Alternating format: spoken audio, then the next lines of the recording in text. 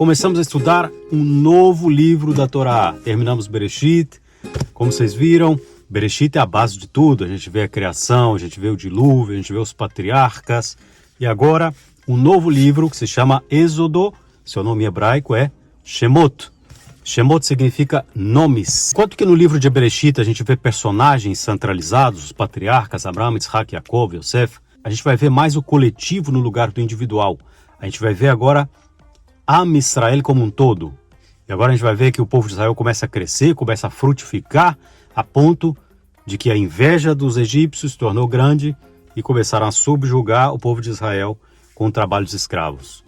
Mas o que acontece? Hashem sai em defesa do seu povo e com grandes milagres, mandando as pragas ao Egito, salva o seu povo. E a continuação de Êxodo a gente vai ver o que mudaria por completo o rumo e a história do povo de Israel, que é a dádiva da Torá. A Torá vai se tornar o eixo moral, ético, social e coletivo e legal do povo de Israel, como se deve mover, como se deve viver, enfim. O eixo central vai se tornar a própria palavra de Hashem. É a única cultura no mundo que recebeu essas leis, mas justamente com o objetivo de ser luz para as nações e que ela também sirva para todas as nações. A Torá vai conferir ao povo de Israel um caráter de nação. Deixa de ser o povo e passa a ser uma nação bem organizada, com princípios e regras, todos os direitos, obrigações e deveres que eles têm. Vai conferir também ao povo uma libertação espiritual, porque não somente a física é importante, que é a saída do Egito, senão que agora ser liberto espiritualmente do Egito que se encontra dentro de cada um deles. E o ponto mais alto e culminante desse livro é quando Hashem fala que eles me construirão um tabernáculo e eu habitarei neles. E por que é empregada aqui a forma neles, shachanti betocham, e não habitarei no templo? Porque o propósito soberano do Altíssimo é que cada pessoa seja uma morada de Hashem e que ele possa habitar em cada um de nós como pessoas, como indivíduos, e que cada um de nós seja um mishkan, seja um tabernáculo. A gente falava na porção anterior sobre a identidade de Jacob, a identidade de Yosef, como eles fizeram jurar que levariam os seus corpos ou seus ossos daquela terra para a terra de Canaã. Isso porque a identidade deles era muito forte com relação ao lugar da herança de Hashem, que é essa terra onde nós estamos aqui hoje, graças a Deus, a terra de Israel, que era chamada terra de Canaã.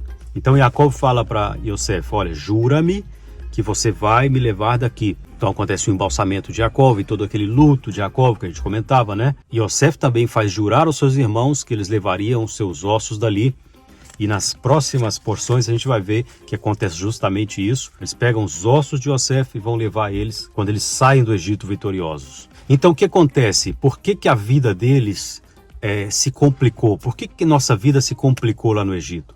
Porque eles foram habitar no melhor da terra, na terra de Goshen. Por que de repente se complicou a situação?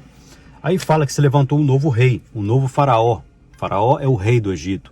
E ele não conhecia Yosef. E ele começou a ver que o povo se multiplicava e se tornava mais forte do que eles. Vamos ler aqui o texto? Vaiomer el amo, hine am bnei Israel, rav ve'atzum mimeno. Olha o que ele fala, olha que o povo de Israel se está tornando mais numeroso e mais poderoso do que nós. Eles começaram a multiplicar os impostos, multiplicar as cargas, até que eles se tornaram escravos, justamente por um componente chamado inveja. A inveja foi o fermento que inflamou toda a situação e fez com que o povo de Israel passasse por uma escravidão dentro da terra de Egito. Agora a gente vai ver na sequência a narração desse livro, o nascimento de Moshe, que apesar de ter sido adotado pela filha do filho do faraó, né? Ou seja, ele era praticamente neto do faraó, mas os primeiros anos de vida ele foi criado com a sua própria mãe, assim fala a Torá, então ele já sabia a sua identidade. Quando ele tinha 40 anos, ele vê que um egípcio maltratava alguém do seu povo, ele mata esse egípcio. E foi aí que aconteceu a fuga de Moshe para Midian.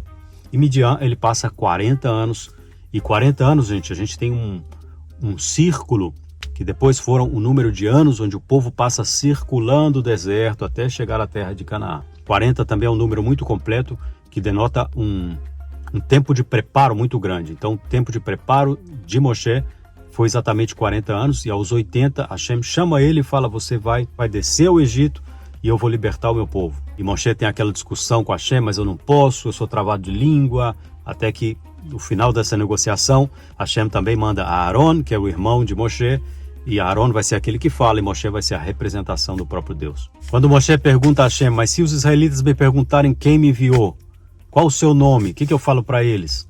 E Hashem fala para ele, Ehyeh Asher Ehyeh. Vamos ler aqui em hebraico. Vayomer Elohim el Moshe, Ehyeh Asher Ehyeh. Vayomer Ko, Tomar le Bnei Israel, Ehyeh Shalachni Elichem.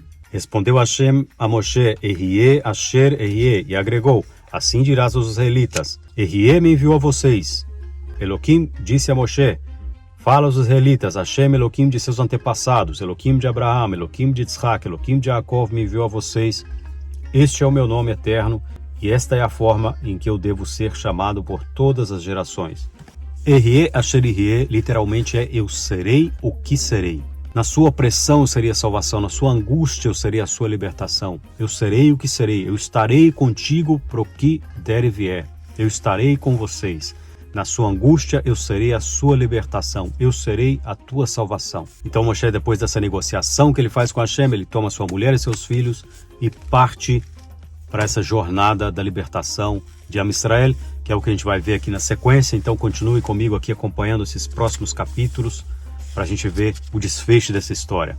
Am Israel Chai, o povo de Israel vive. Besorot Tovot, Leitraot, boas notícias. E a gente se vê aqui no próximo vídeo.